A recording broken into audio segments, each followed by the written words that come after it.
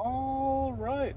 What is going on, everybody? Matty, aka Matty Poor Boy, aka Matty Money, aka whatever you guys want. So I'm in the zone a little bit today, and had a good conversation with somebody over Instagram, and thought it'd be prudent once again to talk a little bit about just teaching you guys how to fish rather than leading you and fishing for you, which I think a lot of people on YouTube unfortunately do. And I'm really just trying to make it so that you guys can think a little bit for yourselves. By no means am I any sort of wizard or anything like that, but I hope that this will allow you guys to take a step back, think about what exactly you need to do in order to better yourself for a financial future. So I still see a lot of people reaching out to me about dividends, right? Dividends. I respect it, but dividends have a time and place. And I think so many of you guys are so young. You're like in your early 20s, early 30s, and you're just like me, right? You started off and you're like, dividends, it's like the most guaranteed thing in the world sometimes. But what I want to highlight is just understanding at what point you actually need those dividends, right? And I talk a little bit about this a lot as well, talking specifically about if you're building a financial house, which is like basically your stock portfolio, think about all the different tools you could have. Like, you could do options, which is maybe say the windows. You could do like dividends, which is maybe a hammer. You could do growth stocks, which are maybe your concrete foundation for your house. And all of that, you know what I mean? You think about it, like each one of them might be necessary to eventually have a house that's built and a great financial portfolio and stuff of the like. But you have to figure out which one of them is your foundation, right? Which one of them is really going to get your feet established and planted on the ground. And the example I use, I said growth stocks are your foundation. Might not be the case for you. Maybe you're older. Maybe you're in your like 60s and you need income now and you're looking for low volatility and just steady income. And I respect that and I understand that. I'm dealing with that right now with my personal family members. My mother specifically has some money and she doesn't want to lose any of it. She just wants income, make sure that it stays okay. Me, on the other hand, you know, I'm sitting at just under 7 figures and I'm trying to get to 8, right? And, you know, it doesn't make sense for me to be investing in an 8% dividend company like Altria Group, you know, and where they're kind of peaked out in terms of their potential growth. Or might try to kickstart it again, something like MJ or something of the like coming through to potentially kickstart the growth again. But that 6-7% dividend yield that they're giving every year is probably the most income or returns I'm going to see out of that company. And so think about it, right? I mean, you have to think about where a company is in its life cycle, where you are in your investment cycle and portfolio cycle. If you don't need the dividends for the next 30 years, it might be prudent for you to look into a company that's still growing. Not to say that if it pays a dividend, it's not something to invest in, right? Microsoft pays a dividend, and it has been paying a dividend since the 2000s, actually like 2000. So it's been paying for about 21 years or so, and has grown extremely well over the past 5 years, 6 years, since the 2015-2016 timeframe. So not to say that if it pays a dividend, don't invest in it. But you have to understand where a company is in its life cycle, and that might take a little bit more time. It might warrant you, if time is something also that isn't something that you have a lot of, to just let it go into, say, an index, and don't necessarily pick individual stocks. If reading quarterly financial reports and kind of doing a lot of that microeconomic analysis on specific sectors and stuff of the like isn't necessarily something that you want to do, then it might just be, hey, I'm gonna go hands off. I'm just gonna let the NASDAQ 100, which is the top 100 companies in NASDAQ, excluding financials in terms of market capitalization, continue to just run and do its thing.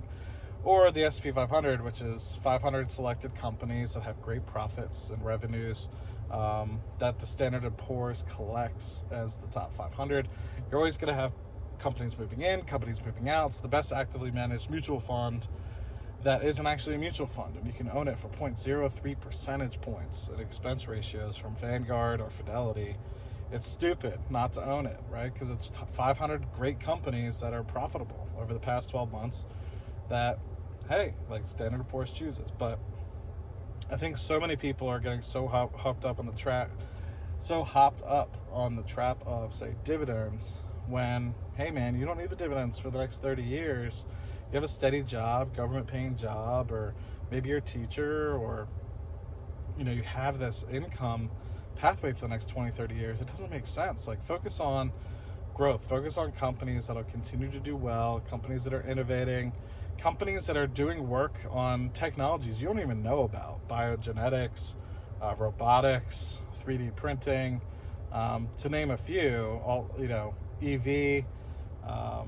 Not to say that I think EV is a great place to put right now, because I think it's kind of expanded in terms of multiples, if there is even a multiple to expand, because a lot of them don't even have any revenue. But that's a different story for a different day. It might just be easier for you to focus on investing in the NASDAQ 100 or the S&P 500. Let them take care of it. Don't focus as much on dividends. And I just want to give you an example to close up, because I know I've been going for about 6 minutes now. Is I would probably have an additional $300,000 if I had taken my own advice starting in the 2014-2013 time period. I was so hopped up on penny stocks, and so hopped up on dividends, and so hopped up on thinking I could find the next best speculative growth stock, that I churned in the portfolio, and it would have just been better had I just put all my money in the S&P 500. I've had money sitting on the sidelines in cash in my 401k, knowing that the 401k is literally for if I'm 60 or 65. So why am I focusing on cash in my 401k? Just like, doesn't make sense, right? And now that I'm basically I'm financially free, although I'm not going to say independent, because I still work. I don't need to, but I still work because I'm still trying to get to that 8-figure mark. It just becomes more evident to me now that I have less reliance on income than I used to. I'm just like, you know what, man, like, money is so easy, and you start to understand money goes where attention goes. And as attention drives away from oil and gas, as attention goes away from tobacco companies and moves into higher technology conviction plays and just technology in general, you start to see that money goes into those kind of companies, and eventually, when they find the right ones that eventually make money, and one becomes a clear forefront winner, money will eventually come out, and then money will go to the next big thing, right? Trends are a huge thing, but at the end of the day, like, there's still underlying companies that produce and continue to do things and produce, our everyday lives, like Pepsi products, Coca-Cola products, Clorox making bleach, as well as a bunch of different other things like Glad, and Burt's Bees chapstick, and a lot of those other things that we kind of just take for granted. They're just standard companies, staples, right? Consumer staples, just like we always have, right? And so you have to think about where you want your money, right? And where you are in your investment cycle, and where every company that you put your money into is in its investment cycle. Or you can just make it simple, pull yourself out of and look at it from a 50,000 foot view.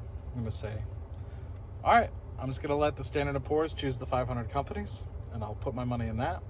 Or, get a little bit more aggressive, right? And this is a quaint reminder.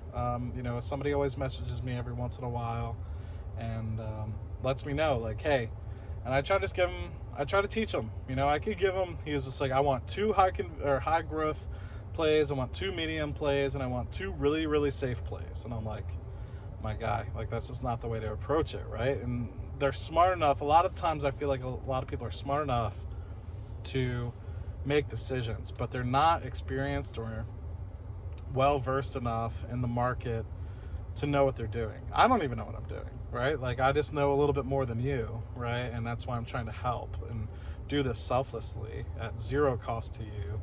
No money that I make from these things. Like, I'm lucky if I make a couple $100 a month from YouTube. I do it just to help, right? I do it just to help you guys in any way that I can. Show up, provide you guys with some knowledge for free, Hopefully you guys will follow me. Hopefully I get to interact with you guys. Hopefully one or two of you guys will help me learn something. Like some of the great guys I've met. Dave, GW, Thumper, Randy, rest in peace. And, you know, Stock Ninja, all those guys helped me tremendously. As well as Giro and a bunch of other folks in the Retire with Options Retire with Options community on the Discord and stuff the like, as well as the LPP community on Twitter. Like, I learned so much from you guys, and that's really all I do it for. Like, I do it to help chime in a little bit, provide my little 2 cents from a long-term investor's perspective. I don't trade much. The only trading I do is from options, so I just want to provide my perspective for you guys, whether it's helpful or not. And you know, you could listen to this and be like, that's a perspective, and I'm going to do the exact opposite. And that's still helpful for you guys. So that's why I make these videos. I know I'm rambling on here, but really hope it helps. And let me know in the comment section what you guys think. Would love to continue to have the conversation. And as always, man, you guys can reach out to me, Facebook, Instagram, Twitter, any sort of way to get any more 2 cents. You know what I mean? So hope this helps. Didn't think it was going to go on 11 minutes. I got to go into the grocery store. I'm biding my time because my mom needs to take a nap, and I was doing too much work and having too many meetings, so I needed to get out of the house, let her nap a little bit. I'm up here in Pennsylvania. It's snowing a little bit. Maybe I'll share you guys through the Grammy or Twitter twats the snow and stuff like that. It's looking pretty beautiful, man. I love it. But hopefully you guys are doing well, and let me know in any way that I can help. And happy investing. Godspeed. Cheers.